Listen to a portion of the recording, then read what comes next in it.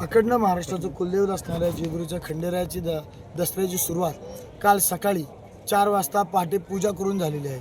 आणि ज्या प्रकारे सर्व ठिकाणचे गट हे 9व्या दिवशी किंवा 10व्या दिवशी उठतात, परंतु जेजुरी गडावरचे गट आणि ज्यांचं कुलदैवत जेजुरी आहे त्यांचे गट दसऱ्या दिवशी उठतात। त्याप्रमाणे पहाटे 4 वाजता पूजा झाल्यानंतर 7 वाजता देवाचे गट हे उठले। त्यानंतर मानाचा ध्वजपूजा, नगारखाना पूजा आणि खंडापूजन झाले। सायंकाळी 6 वाजता श्रींची पालखी सीमालोकनासाठी बाहेर पडली आणि जुनागड जो म्हणला तो कडेपठार ती पालखी आणि जेजुरीगडाची पालखी यांची एकत्रितरित्या भेट या ठिकाणी रात्री 2 वाजता संपन्न झाली।